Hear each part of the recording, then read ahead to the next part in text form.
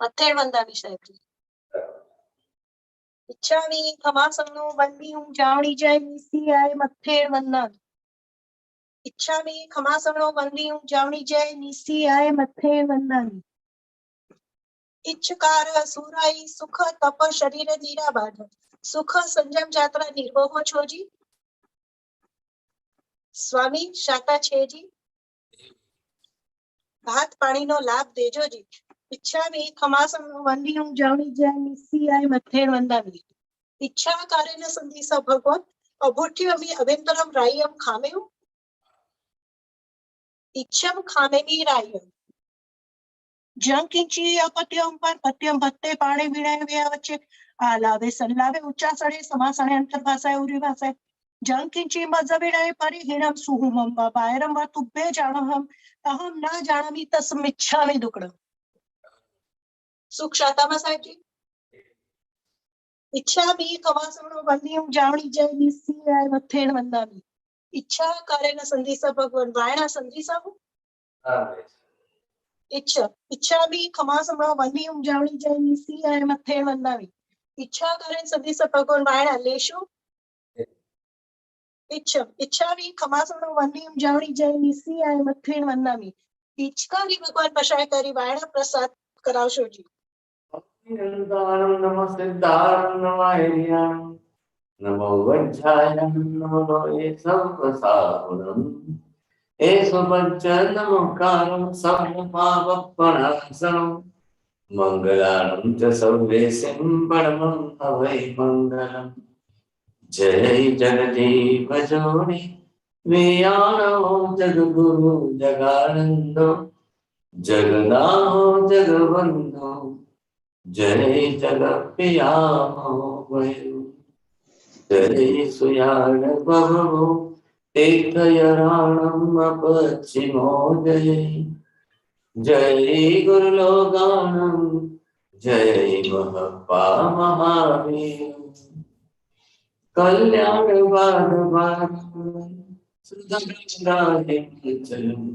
विश्वाभोजरवीं देवं वन्देऽहं ज्ञातवन्दनाम्।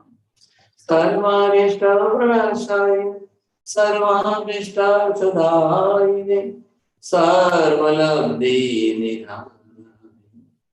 श्री गौतम स्वामिने नमः। श्री सुधर्मा स्वामिने नमः। अज्ञानतिमिरान्धनां ज्ञानाञ्जनशलाकया नेत्रमुन्मीलितं येन तस्मै श्रीगुरवे नमः। सत्वगुलाब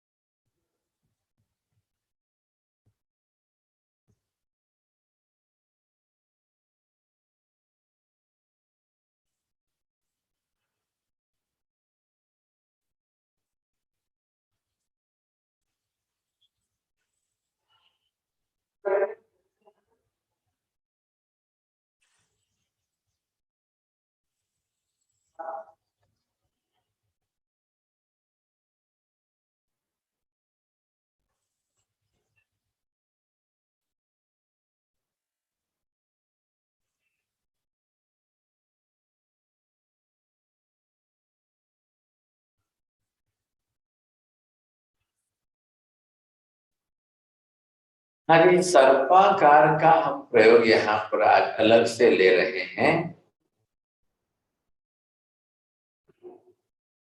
देखिए, अब सांप शब्द से सभी परिचित है, सबको ख्याल है अच्छी तरह से। समस्या कहाँ है साहब? कई लोगों को सांप से डर लगता है, कई लोगों को सपने में सांप आ रहे हैं, कई लोग बार बार सांप के सपने देख करके डरते हैं। कई बार ज्योतिषी लोग जो है आपको काल सर्प योग से डराते हैं, फिर आपको कहते हैं कि आप काल सर्प योग आपकी जन्म कुंडली में है, ऐसा है ऐसा है, आप इसका जाप करिए, आप फिर ये मंत्र जाप करिए। फिर वो बोलते हैं ऐसे पूजा विधि कराओ, ऐसा कराओ वैसा कराओ, ये सब बातें बहुत बढ़ जाती हैं। तो ऐसे निमित्त के अंदर अचानक मैं जो है इस तरह से सांप के विषय में सोचता रहा था। तो मैंने सोचा चलो एक सर्प भय निवारण जो है नवकार का जाप करें। आपने भी देखा है उवसग्रम स्तोत्र के अंदर भी भद्रबाहु स्वामी महाराज ने वहां पर जो है ये शब्द लिखे हैं, तस् गह रोग मारी दुष्ट जरा जंती उव सामम चिट्ठव दुरिमंतो, ये सब बातें उसमें भी आई हैं। तो यहाँ पर एक प्रकार हमने लिया है। अब देखिए, परमात्मा पार्श्वनाथ भगवान के सिर पर सांप की फणा है, भगवान की मूर्ति के नीचे लक्षण सांप का है, तो क्यों है ऐसा? तो एक घटना जो इतिहास की बताई जाती है कि वामा माता जी, पार्श्वनाथ भगवान की माता जी, जब सोए हुए थे, वैसे वामा माता हमेशा ही जो है बहुत डरपोक थी, बहुत डरती थी सांप। आखिर तो स्त्री स्वभाव है ना, तो स्त्री स्वभाव के कारण सांप से उनको ज्यादा ही डर लगता था, सांप को देखते उनको बहुत डर लगता था। लेकिन जैसे ही वामा माता गर्भवती हुई, भगवान पार्श्वनाथ प्रभु की आत्मा उनके गर्भ में आई, और क्या मालूम उनका भय ऐसा दूर हो गया, सर्प भय बिल्कुल निकल गया सन। ऐसी परिस्थिति में एक बार जो है आप अपने परिवार में सोई हुई थी, और इधर जो है अश्वसेन राजा सोए हुए थे। ऐसी स्थिति के अंदर अचानक रात को सांप आ गया। बड़ा अजगर था, लंबा चौड़ा था, और उस समय माता जी की नींद जो है उड़ गई थी और वो देख रही थी, लेकिन अश्वसेन राजा तो गहरी नींद में थे। और आज दिन तक इतने वर्षों पहले से वामा माता, कभी मान लो कि उनको काली रिबिन भी अगर ऐसी पड़ी हुई है तो वो सांप समझ के डर जाते, फिर तो वो पास में ही नहीं जाते थे, इतने डरते थे। लेकिन जब पार्श्वनाथ भगवान गर्भ में आए हैं, माता जी गर्भवती हुई है, परमात्मा को गर्भ में धारण कर रही है, और ऐसे समय में जब रात के सोई हुई थी, अश्वसेन राजा पास में सोए हुए थे, और अचानक बड़ा सांप आया, बड़ा लंबा चौड़ा सा। माता जी जागृत होकर के देख रही है, लेकिन डर नहीं लग रहा, आज बिल्कुल भय नहीं लग रहा था, डर नहीं लग रहा था। तो क्या हुआ साहब, माता जी ने धीरे से उठकर राजा का हाथ ऊपर उठा लिया, क्योंकि सांप उस रास्ते से आ रहा था, सांप का आने का रास्ता वो था, और राजा गहरी नींद में थे। तो वामा माता जी ने सिर्फ उनका हाथ उठा लिया, सांप चुपचाप चला गया। फिर वापिस हाथ नीचे रख दिया, लेकिन इतनी देर के अंदर राजा की नींद उड़ गई। नींद उड़ गई तो राजा जग गए। जग गए तो उन्होंने पूछा, देवी क्या हुआ, तुमने मुझे उठाया क्यों? क्या आपने मेरा हाथ उठाया? क्या आपने मुझे उठाने की कोशिश की? तब वामा माता जी ने कहा, नहीं नहीं, ऐसी कोई बात नहीं है, एक सांप आ रहा था, वो रास्ता था उसका, तो मैंने सोचा आपका हाथ उठा लूं और सांप निकल जाएगा। जैसे ही सांप का शब्द सुना तो राजा ने बोला कि आप तो हमेशा ही सांप से इतने तो डरते थे, आज क्यों डर नहीं लगा क्या आपको?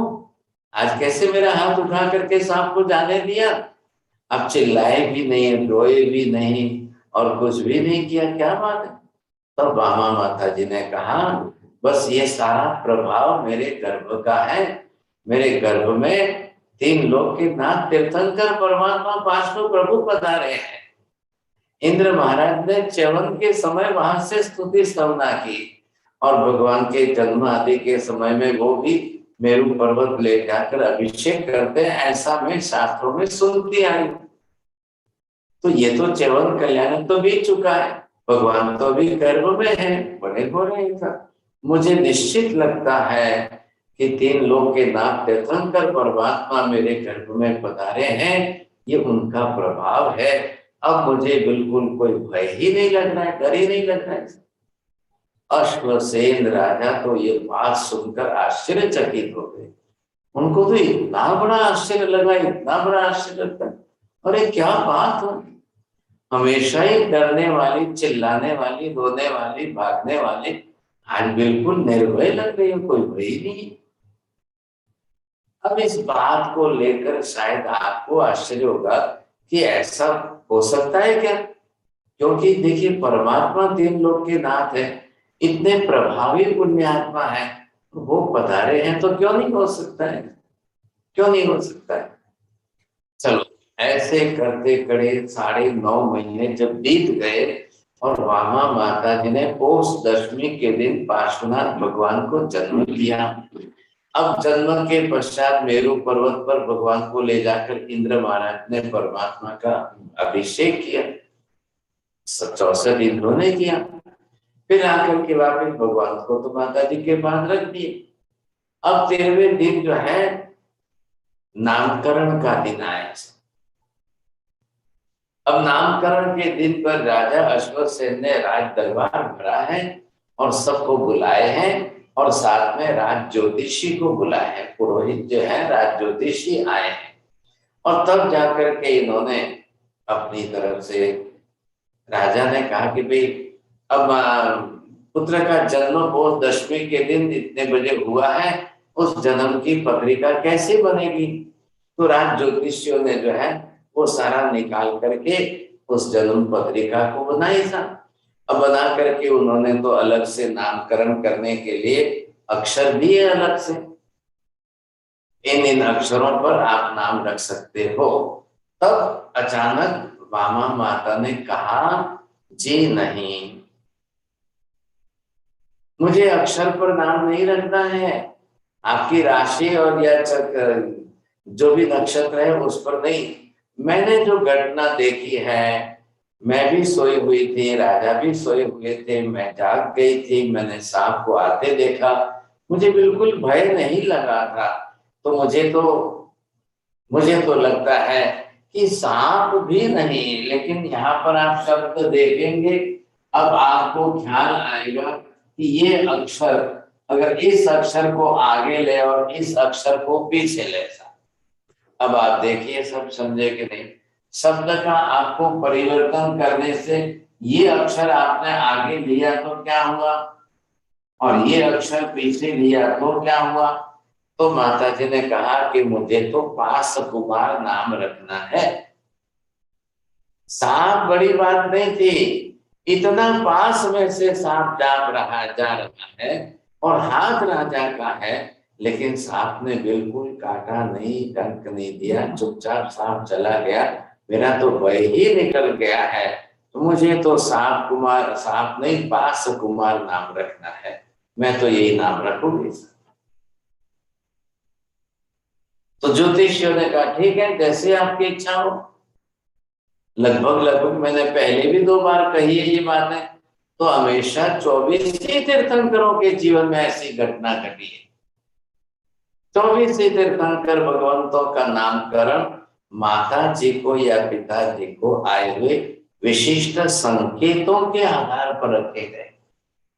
हाँ, राजा है, बुलाए सभी उन्होंने ज्योतिषियों को, राज ज्योतिषी को बुलाया, सब कुछ कहा, लेकिन आखिर जो है मां ने जिस तरह से निर्देश दिया उस हिसाब से नामकरण किया है।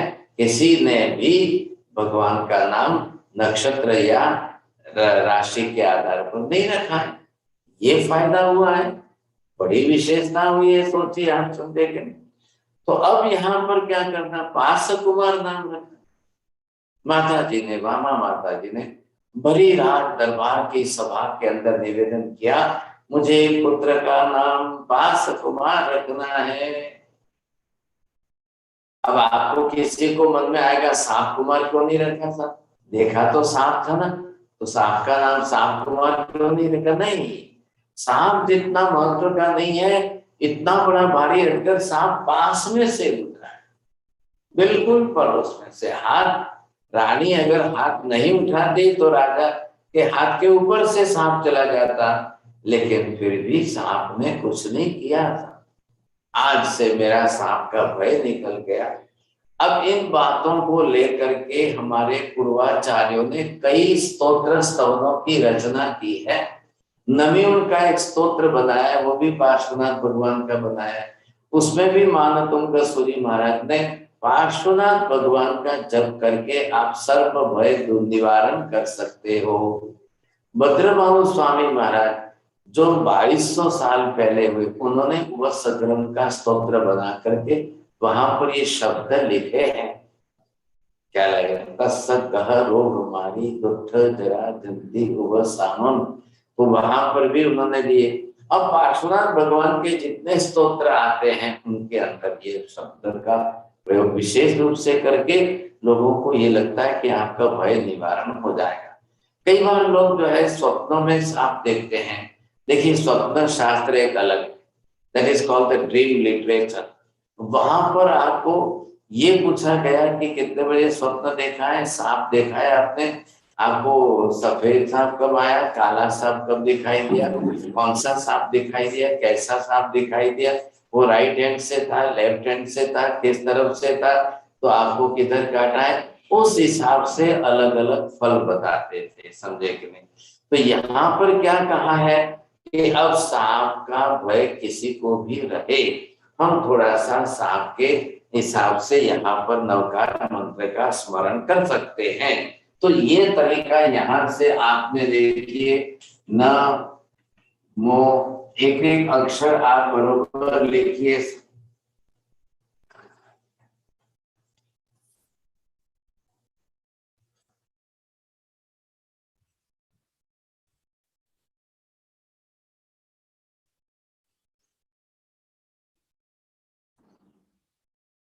यहाँ से मुख्य जिस तरह से सांप का है, तो मैंने यहाँ पर आपको इस तरह से लिखकर बताया कि यहाँ से आप चलते समय सीधा नवकार का पहला पद लिखा।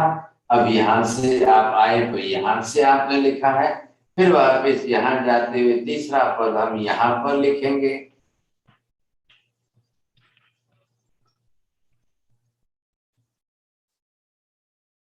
फिर वापस यहाँ से आते हुए अब जहां से चल रहे हैं आप,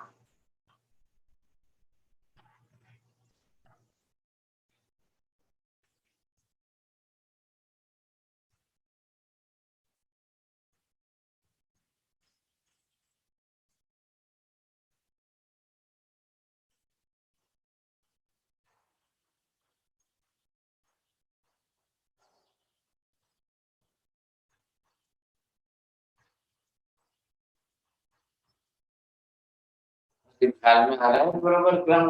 आप देख सकेंगे, आपको ख्याल आएगा।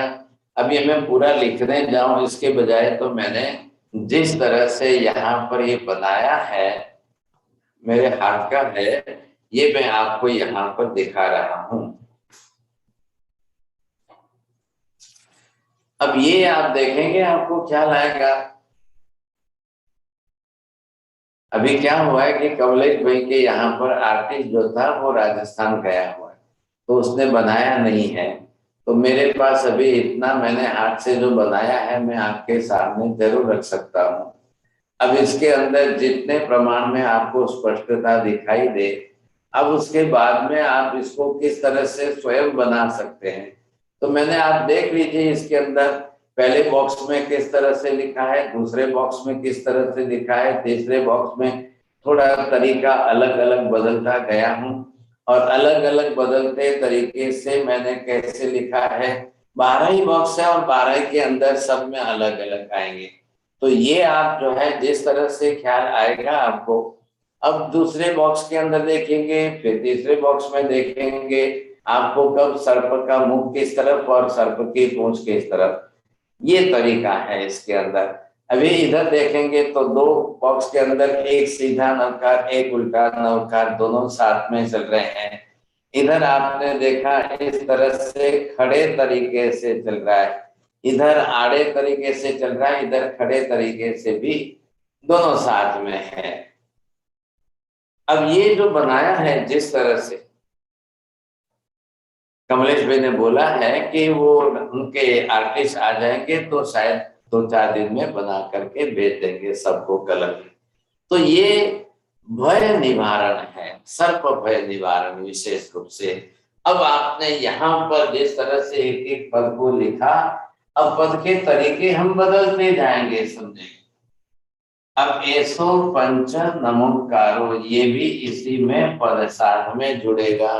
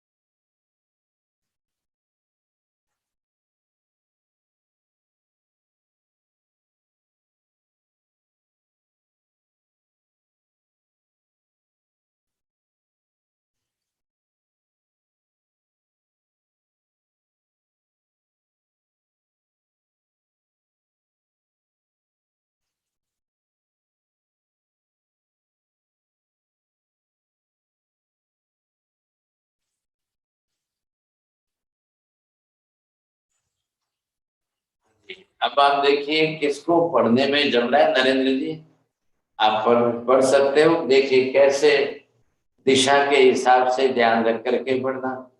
नमो अरिहंतानम न दासी मो न नमो आयरियानम न नम या जया व उ मो न नमो लोए सवसाहुनम रो का मु न च पम सो ए सव पाव पनासनो स वे स नम ला कमम पड़मम हवाई मंगलम। ये तरीका जो आपने देखा तो सबके अंदर ये बदल जाएंगे, समझे। अब ये आपको क्यों क्यों ऐसा किया गया है, तो ये आपको ख्याल आ जाएगा कि किस पद के अंदर किस तरह से आपने इसको सीधा कभी उल्टा, एक पद सीधा एक पद उल्टा करके, और कभी किस तरह से सर्प का मुख किस तरफ से करके दिया है। तो ये आपको अलग अलग तरीके जो बताए गए हैं इनके अंदर, तो इसका मुख्य उद्देश्य आपको ये समझ में आ जाएगा कि आखिर जो है मति ज्ञान के दरवाजे हमको बंद करने हैं, मेमोरी में से आप थोड़े से बाहर निकलेंगे। अब मेमोरी का यूज न करते हुए श्रुत ज्ञान के उपयोग से हम नवकार जप करेंगे। तो हर दिशा में बदला है, इस बॉक्स में इस तरह से, दूसरे बॉक्स में दूसरी तरफ से बदलेंगे, तीसरे बॉक्स में तीसरी तरफ से बदलेंगे। 12 बॉक्स हैं, दो बॉक्स को जोड़ करके भी ज्वाइन करके भी किया हुआ है, तो तरीका बदल जाएगा। तो क्या होगा कि आपको बिल्कुल मेमोरी ओपन नहीं करनी है। मेमोरी में ओपन करके चले जाएंगे तो नवकार हमारी मेमोरी में सेट है, फिर वहां से चालू हो जाएगा तो मन भाग जाएगा, फिर दूसरे विचारों में चला जाएगा। बात इतनी थी। अब वो दूसरे विचारों में घूमने लग जाएगा तो फिर हमारे ध्यान नवकार की साधना का उद्देश्य हेतु जो सब पाव पराशरों का है वो सिद्ध नहीं हो जाएगा, तो मुश्किल हो जाएगी साहब। तो आपको ये लक्ष्य रख करके चलना है। अब आप लक्ष्य रखेंगे, ये आपको मिल जाएगा यहाँ से ड्राइंग, तो आपको तो आप क्या करेंगे, उसको जो है A3 साइज की बड़ी साइज में करके दृष्टि के लेवल पर सामने वॉल पर रख देंगे आप। अब उसके बाद में आपको अर्ध पद्मासन में, पूर्ण पद्मासन में, सिद्धासन में, वज्रासन में, जिस आसन में बैठना है बैठिए। सिर्फ आपको हाथ जोड़कर नमस्कार मुद्रा में बैठना है, क्योंकि माला तो लेनी नहीं। जब करने की दूसरा कोई आलम्बन साधन माला वगैरह कुछ नहीं लेनी है आपको, तो आपको बिल्कुल शांत होकर स्थिर बैठना है। अब जब आप शांत होकर स्थिर बैठ जाएंगे, अब नियम तो ध्यान है हमेशा, सबके अंदर सब प्रयोगों में क्या करते थे, जीभ हिलाएंगे नहीं, होठ हिलाएंगे नहीं, दांत हिलाएंगे नहीं, प्रोनाउंसिएशन उच्चारण आप करेंगे नहीं, बिल्कुल स्थिरता से बैठेंगे। अब आपको आंखें सिर्फ जो है चित्र पर स्थिर करनी है। अब आंखें चित्र पर स्थिर करके जैसे आंख चलते जाए, एक एक अक्षर अक्षर अक्षर पढ़ते पढ़ते पढ़ते, जब जीभ नहीं हिलाएंगे, होठ नहीं हिलाएंगे, तो फायदा क्या होगा, मन बरोबर उसमें जुड़ जाएगा। अब मन उसके अंदर साथ में जुड़ना जरूरी है। तब क्या होगा कि बाहर के दूसरे विचार आते सर्वथा बंद हो जाए। जो हम इस प्रयोग को, इस उद्देश्य को लेकर सभी प्रयोगों को करते जा रहे हैं, तो हमको दूसरे विचार बिल्कुल नहीं आने चाहिए और बिल्कुल धीरे धीरे धीरे चलना है। आपने इसमें देख लिया, अब इस तरह से चलेंगे तो एक पद सीधा, एक पद उल्टा, एक पद सीधा, एक पद उल्टा, एक पद सीधा, एक पद उल्टा, ये क्रम है। तो सीधा तो कौन सा है, मेमोरी में सेट है। अभी देखा आपने, नरेंद्र जी पढ़ रहे थे, तो जो मेमोरी में सेट है वो तो फटाक से पढ़ के वो फटाफट पढ़ रहे। लेकिन अब आपको जो है उल्टा जाना पड़ेगा, तब इनको भी नरेंद्र जी को बोलते समय स्पेलिंग के अंदर मिस्टेक होती रही। तो यहाँ जब आप देखेंगे कि अब कैसे चलेंगे, उल्टा कैसे बोलेंगे, अगर सभी पद सीधे ही बोलने हो तो मेमोरी के अंदर चले जाएंगे, मेमोरी में गए तो मन बाहर विचारों में चला जाएगा। तो ये हमने चेंजेस किए हैं इसके अंदर, हर एक के अंदर सभी जितने बॉक्स है सबके अंदर बदलाव करके दिया है, आपको परिवर्तन करके दिया है। एक भी बॉक्स सीधा नहीं चल रहा है, किसमें खड़े अक्षर में चल रहा है, किसमें आड़े अक्षर में चल रहा है, तो किसमें आपको किस तरह से है ये आपको ख्याल आ जाएगा। ऐसे स्थिति में क्या है कि मेमोरी बीच में नहीं आएगी। हमारी रोज की रूटीन में यही हो रहा है, हम मेमोरी में जा रहे हैं तो मन जो है बाहर भागने लग जाता है। अधिकांश लोगों को आपने देखा है, माला हाथ में लेकर गिनेंगे तो दूसरे विचार आते रहेंगे, विचार घूमते रहेंगे। अब जब विचार घूमते रहेंगे विचार आते रहेंगे, तब आपको भी लगेगा हाँ मन तो बाहर भटक रहा है, विचार तो दूसरे आ रहे हैं, और मेमोरी में से तो नमो रिंदाणम नमो सिद्धाणम नमो आयम चल ही रहा है ऐसा। तो फिर जो उद्देश्य है सब पावक प्रणाशनों का हेतु कैसे सिद्ध होगा, हमको ये हेतु सिद्ध करना है ताकि कंसंट्रेशन बढ़ाना है और बाहर के विचारों को आते बंद करना है, रोकना है। बाहर के विचार आएंगे तो उन विचारों के विषय, उस विषय के विचार हमारे रहेंगे तो मन तो उसके अंदर चला जाएगा, तो रागद्वेष तो ऊपर से उपस्थित हो जाएंगे। अब जैसे रागद्वेष आपके उपस्थित हो जाएंगे तो आपका मन उसी के अंदर चक्कर में घूमता जाएगा और इधर माला पूरी हो जाएगी। हाँ जी साहब चलिए सर मेरी तो माला हो गई पूरी, उठो चलो एक माला हो गई, चलो दो माला, मेरा नियम था ना, हो गई दो माला, लेकिन रिजल्ट नहीं आएगा। रिजल्ट के अंदर जो उद्देश्य आपने रखा है सर्व पावक प्रणाशनों का, तो वैसे भाव परिणाम मानस वैसा बनना चाहिए, स्थिरता वैसी बननी चाहिए, कंसंट्रेशन बरोबर रहना चाहिए और सिर्फ आपको बाहर के कायिक नियमों का ध्यान रखना है। ये कायिक नियम है, जीभ हिलाएंगे नहीं, होठ हिलाएंगे नहीं, आपको जो है उच्चार करना नहीं है, प्रोनाउंसिएशन बिल्कुल नहीं करना है, दृष्टि हिलाएंगे नहीं, हाथ हिलाएंगे नहीं, गिनती करनी नहीं है, हमको कोई चिंता ही नहीं। बरोबर जो है जब इसके अंदर हमने करके दिया है, 12 बॉक्स के अंदर जो नवकार आएंगे 9 राउंड आपको करने हैं। 12 का एक राउंड हुआ ये 12 बॉक्स में, फिर दूसरा राउंड करिए, तीसरा राउंड करिए, चौथा राउंड करिए, पांचवा राउंड करिए, छठा राउंड करिए, सातवां करिए, आठवां करिए, नौवां करिए। तो 12 को 9 से गुणाकार करो, 108 तो वैसे ही हो रहे। तो आपको गिनती तो करनी नहीं है, गिनती करने की संख्या के अंदर तो आपको जाना ही नहीं है। आप निश्चिंत हो, अच्छी तरह से आराम से 108 ही होने वाले, एक भी कम नहीं होगा, एक भी ज्यादा नहीं होगा, गणित तो बरोबर बैठ रहा है। तो सवाल हमारी एकाग्रता का है, कितनी एकाग्रता बन पा रही है, कितनी स्थिरता आपकी बन पा रही है, दृढ़ता कितनी आपकी बढ़ पा रही है। फिर आप देखोगे, मान लो कि आपको 20 मिनट लगे, किसी को 30 मिनट लगे, किसी को 40 मिनट लगे पूरा करने में, तो आप सोचिए कि 20 मिनट 30 मिनट तक हम बिना विचार किए स्थिर रह सके, जो 1 मिनट भी नहीं रह सकते कभी हम। 1 मिनट में तो 60 सेकंड होती है और हमारे 100 विचार हो जाते हैं।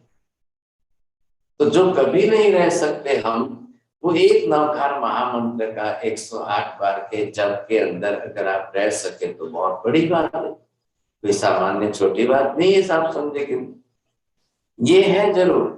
अब ये मान लो कि ये आर्टिस्ट बनाए, वहां तक मैं आपको ये मेरे हाथ का हैंड राइटिंग भेज दूं तो आप उसके ऊपर से भी पढ़ तो सकोगे, लिख तो सकोगे, बना सकोगे।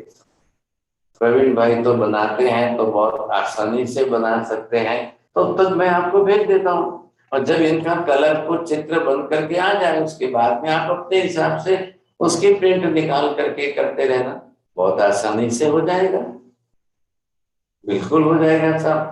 तो ये तरीका है। और फिर अपने मन के अंदर जो हेतु बने हैं, आप बार बार प्रयोग करके देखिए। अब जिन लोगों को सर्प भय विगेय प्रश्न रहता है, वो रात को सोने के पहले अवश्य करें। सोने के पहले करते करते करते वो इस तरह से ही जब करके सोए, बिल्कुल जो है सांप का भय भी नहीं रहेगा, कुछ भी भय बनेगा ही नहीं, उनका भय का निवारण होता जाएगा। ये बहुत अच्छी बात है। आप बाहर जाकर के दूसरे तीसरे भय, वो बोलेंगे हमको ज्योतिषी ने बुलाया, काल सर्प योग है आपके प्रतिका में। अब अरे भाई साहब, कोई भी हो, नवकार के महासाधना से आपके कोई भी भय, कैसे भी भय का निवारण हो सकता है, कोई नहीं रहता है साहब, ये विशेषता है। हाँ जी, बरोबर समझ में आ गया। चले स्टॉप हियर।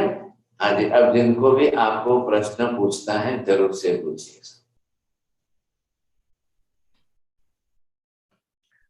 महाराज साहब, शांति भाई, हाँ महाराज साहब, जो पहले बॉक्स में आपने शुरू में लिखा है नमो अरियंताणम, तो दूसरे बॉक्स में कैसा शुरू है, सेम है ऐसे ही कि चेंजेस है? देखिए मैंने क्या बोला आपको, यहाँ पर चेंज आएगा, सभी बॉक्स में चेंजेस है, एक में भी तरीका कोई नहीं है, सब बदलता जा रहा है। बॉक्स नंबर भी बदलेगा, बॉक्स की दिशा भी बदलेगी, बॉक्स का क्रम भी बदलता जाएगा और तरीका भी बदलता जाएगा। मैं भेजता हूँ आपको इसको लेकर के, क्या अभी पहले ही कमलेश भाई ने बोला कि आज तैयार नहीं हो पाया है, इसलिए मैं आपको भेज देता हूँ। नहीं मतलब शुरू नमो अरियंताणम से है कि नमो सिद्धाणम भी होता है, अरियणम भी होगा? अच्छा, पहले यही क्रम रखा है, इसके अंदर सबके अंदर शुरुआत तो नमो अरिहंतारम से है, फिर कभी परमम हवै मंगलम, एक सीधा एक उल्टा भी चलेगा, दो बॉक्स वाले साथ में आएंगे। आपने ध्यान से नहीं देखा हो तो फिर से देख लीजिए, एक सीधा पद है, एक उल्टा पद है, एक सीधा पद है, एक उल्टा पद है, उस दिशा में भी मैंने लिखा है, उस तरीके से लिखा है, लेकिन तरीके अलग करने जरूरी है, नहीं तो फिर क्या होगा, सीधा मन चला जाएगा मेमोरी में। तो मैं मेमोरी में गया कि मन भागा, मेमोरी में उसको बहुत इजी पड़ता है ना, अंदर स्टोरेज है, तो बराबर चलता जाएगा और मन आपका भाग जाएगा। तो यहाँ पर क्या है कि अब मन भागेगा नहीं, दृष्टि बरोबर उसी अक्षरों पर आपको चलानी है, जैसी दृष्टि आपकी चल रही उस हिसाब से बरोबर चलाएंगे, उस हिसाब से होगा, तो कहीं मन भागने का प्रश्न ही नहीं आएगा। ये विशेषता है। और किसी को कोई सवाल है क्या? Anybody else has any questions? जी। मथेनंदानी, किसी को भी कोई क्वेश्चन नहीं है? मध्यमंदानी साहब जी, बोले। साहब जी जैसे आपने बोर्ड पे जो लिखा है फर्स्ट अक्षर नमो अरिहंतानम लिखा है, फिर एरो दिया है, तो एरो तो नमो सिद्धानम हो गया ना सेकंड लाइन में। इधर से चलोगे तो सीधे आओगे। एरो नहीं की तो हमें क्योंकि सर्पाकार इस तरह से घूम रहा है ना, इसलिए मैंने एरो दिया है। आप हमें पढ़ना कैसा है? नमो अरिहंतानम नम हा सिद्ध मोनम। दोनों पढ़ी ना, एक बार सीधा एक बार उल्टा। आप दोनों तरीके से कर सकते हो। अगर इधर से आप प्रवेश नहीं कर रहे हो तो यहाँ से करिए, तो एक सीधा चलेगा एक उल्टा चलेगा, तो मेमोरी ओपन नहीं होगी आपकी। फिर बोलो उपयोग भाव जिसको हम बोलते हैं, उपयोग भाव की जागृति रहेगी, तो इसी उपयोग से हम चलेंगे। ठीक है सर। तृप्ति बेन अजमेरा। या साहिब जी, सर्प दोष एक्चुअली है क्या? कोई कर्मों का प्रभाव कुछ? इसको कर्मों से मत जोड़िए, आपको ज्योतिष शास्त्र के नियमानुसार है। ज्योतिष में बैठाया है काल सर्प दोष, क्या रहेगा उसके ऊपर उन्होंने बहुत कुछ विचारणा करके रखी है। तो आखिर उसके निवारण के लिए उपाय तो बताएंगे ना। काल सर्प दोष है, वो ज्योतिष का विभाग है। अब वो अलग अलग तरीके से आपको बताएंगे, आप ये करिए वो करिए ये करिए। मैं ये कह रहा हूं कि आप सिर्फ नवकार का ही स्मरण इस तरीके से करेंगे पर्याप्त है। आपको फिर वो बोलेंगे सांप लाओ, सांप बनाओ, चांदी का बनाओ, सोने का बनाओ, सांप की पूजा करो, वो कराओ, फिर जाप कराओ, ये लंबा चौड़ा चक्र है। वो उन्होंने ज्योतिषियों ने अपने अपने हिसाब से बैठाया है सब। हमको यहाँ पर सीधा सिंपल है, आप सिर्फ नवकार को ही सर्पाकार में इस तरह से करते जाएंगे, इतनी रहेगा सब। बस बात इतनी सी है। Anybody else any questions? मथेनंदानी कृतिज्ञोस में मुझे कल की अनाउंसमेंट करनी है। कल हमारा शुक्रवार है और देवचंद्र जी महाराज की पहली क्लास होगी 7 to 8 और सेकंड क्लास हमारी होगी जैन डाइट एंड आयुर्वेद, वो जैन फाउंडेशन के जूम के मंच पे होगी। तो कृपा करके कल 7 o'clock आप प्रस्तुत हो जाए क्लास में। और थोड़ा महाराज साहब ने थोड़ा कृपा की है हम लोगों के ऊपर, असीम कृपा की है। 14 आ रही है 1 मार्च को। जो लोग पोषक और प्रतिक्रमण कर रहे हैं उनको प्रतिक्रमण और पोषक करना है, और दूसरे लोगों को जो है क्लास में ज्वाइन करना है। 1 to 6 देवचंद्र जी महाराज की ले जाएगी, या नाथा मंत्र 1 to 10। कृपा करके मथेनंदा में मंगल पाठ की कृपा करें। सिद्धांत नमो वज्रायाणं नमो लोहे संवसाहुणम् एषु पंच नमोकारं सर्वपापप्रणाशनं मंगलानं च सर्वेषां परमं हवै मंगलम्। मंगलं भगवान् वीरो मंगलं गौतम प्रभु मंगलं स्थूलिभद्राद्य जैन धर्मोऽस्तु मंगलम्। चत्तारि मंगलम् अरिहन्ता मंगलम् सिद्धा मंगलम साहु मंगलम केवली पन्नतो धम्मो मंगलम। चत्तारि लोकोत्तम अरिहंता लोकोत्तम सिद्धा लोकोत्तम साहु लोकोत्तम केवली पन्नतो धम्मो लोकोत्तम। चत्तारि शरणं प्रव्रजामि अरिहन्ते शरणं प्रव्रजामि सिद्धे शरणं प्रव्रजामि साहु शरणं प्रव्रजामि केवली पन्नतं धम्मं शरणं प्रव्रजामि। सर्वमंगलमांगल्यं सर्वकल्याणकारणं प्रधानं सर्वधर्म शरणं जयति शासनम्। कानून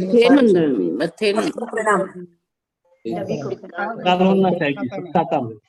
सबको धर्म लाभ। खूब खूब अनुमोदन। दीपक भाई, जय जिनेंद्र। दीपक भाई, दीपक भाई।